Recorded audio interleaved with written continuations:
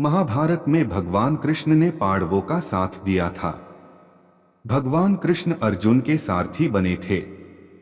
लेकिन क्या आपके मन में भी सवाल आता है कि जब भगवान कृष्ण क्षण भर में महाभारत का युद्ध समाप्त कर सकते थे तो उन्होंने युद्ध क्यों नहीं लड़ा? आइए जानते हैं महाभारत के इस रहस्य का सवाल। महाभारत युद्ध की तस्वीर जब भी आपने देखा होगा, उसमें भगवान श्री कृष्ण को सारथी के रूप में ही पाया गया होगा। दरअसल महाभारत के महायुद्ध से पहले ही श्री कृष्ण ने कह दिया था कि वह महाभारत के महायुद्ध में शस्त्र नहीं उठाएंगे और न युद्ध करेंगे। पूरे महाभारत के दौरान कई विषम स्थितियां आईं, लेकिन श्री कृष्ण स्थिरचित्त बने रहे और उन्होंने अपना सुदर्शन चक्र नहीं चलाया, न ही किसी से युद्ध किया। बस एक बार ही युद्ध के आरंभ में भीष्म की मनोदशा और इच्छा का सम्मान करने के लिए और अर्जुन को कर्तव्य का बोध कराने के लिए श्री कृष्ण ने रथ का पहिया हाथों में उठा लिया। ऐसे में अर्जुन ने श्री कृष्ण के चरण पकड़ लिए और श्री कृष्ण से रथ का पहिया रख देने के लिए कहा। सवाल उठता है कि आखिर श्री कृष्ण ने युद्ध न करने की बात क्यों की? क्यों खुद को युद्ध से अलग रखा? क्यों वह महज पार्थ यानी अर्जुन के सारथी बनकर मार्गदर्शक बने रहे? आइए जानते हैं इस रहस्य युक्त सवाल का जवाब। महाभारत युद्ध के इस रहस्य को जानने से पहले भगवान श्री कृष्ण और अर्जुन के पूर्वजन्म को जानना होगा। पौराणिक कथाओं के अनुसार भगवान श्री कृष्ण पूर्व जन्म में नारायण थे और अर्जुन नर थे, जिन्होंने बद्रिकाश्रम यानी बद्रीनाथ में नर और नारायण पर्वत पर तपस्या की थी। नारायण और नर दोनों ही भगवान विष्णु के अंश से ही उत्पन्न हुए थे, क्योंकि उस समय सूर्य भगवान के एक असुर भक्त दंभोदभ ने सूर्य देव की तपस्या करके उनसे 1000 कवच का वरदान मांग लिया था।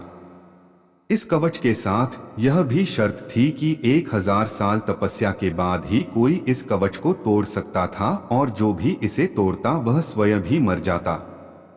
इस वरदान को पाकर दंभोदभ अपने आप को अमर मान बैठा था और देवताओं और मनुष्यों पर अत्याचार कर रहा था। नर और नारायण को दंभोदभ ने युद्ध के लिए ललकारा, तब नारायण ने दंभोदभ से युद्ध किया और 1000 साल के युद्ध के बाद आखिर नारायण ने असुर का पहला कवच तोड़ दिया। लेकिन कवच तोड़ने के साथ वह स्वयं भी मृत्यु को प्राप्त हो गए। तब नर ने उन्हें महामृत्युंजय मंत्र से जीवित कर दिया और दंभोदभ से युद्ध करना आरंभ किया। यह युद्ध भी 1000 साल चलता रहा और नर ने असुर का दूसरा कवच तोड़ दिया। इस बीच नारायण ने 1000 साल की तपस्या पूरी कर ली और दंभोदभ से युद्ध करने लगे। इस तरह से बारी बारी युद्ध करते हुए नर नारायण ने दंभोदभ असुर के 999 कवच तोड़ डाले। जब अंतिम कवच रह गया तब वह असुर सूर्यदेव के पीछे जाकर छुप गया। सूर्यदेव ने अपनी शरण में आए भक्त को नरनारायण से बचा लिया, लेकिन खुद को नरनारायण के शाप से नहीं बचा पाए। नरनारायण ने सूर्यदेव से कहा कि आपका यह भक्त द्वापर में आपके अंश से उत्पन्न होगा और तब आपको अपने पुत्र की मृत्यु का शोक भोगना पड़ेगा। सूर्यदेव का वह असुर भक्त ही द्वापर में कर्ण हुआ, जो सूर्य के अंश से कवच कुंडल के साथ उत्पन्न हुआ था।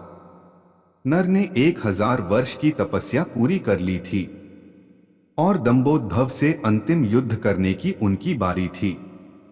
इसलिए नारायण ने अर्जुन से कहा था कि यह महाभारत का युद्ध तुम्हारा युद्ध है, तुम्हें ही यह युद्ध लड़ना होगा।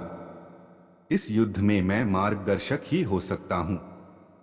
इस युद्ध को जीतकर तुम्हें कीर्ति की प्राप्ति होगी और धरती का सुख प्राप्त होगा। तुम अपना युद्ध नहीं लड़ोगे तो मैं भी तुम्हारी मदद नहीं कर पाऊंगा, क्योंकि कर्ण का वध तो केवल अर्जुन ही कर सकते थे, क्योंकि सूर्य के वरदान के कारण दंभोदभ को वही मार सकता था जिसने 1000 वर्ष तपस्या की हो। और कर्ण अगर जीवित रह जाता तो महाभारत युद्ध पांडव नहीं जीत पाते। इसलिए श्री कृष्ण ने अर्जुन को युद्ध करने के लिए कहा और स्वयं पार्थ के सारथी बने रहे।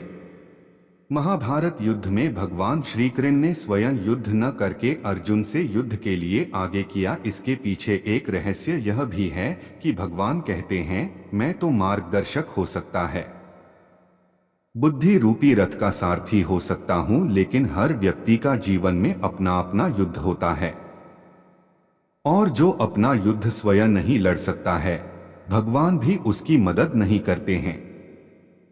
इसलिए हमेशा यह समझना चाहिए कि जब युद्ध हमारा है तो यह हमें ही लड़ना होगा। ईश्वर हमारे बदले आकर युद्ध नहीं लड़ेंगे। अगर सत्य की लड़ाई करेंगे तो ईश्वर सारथी बनेंगे।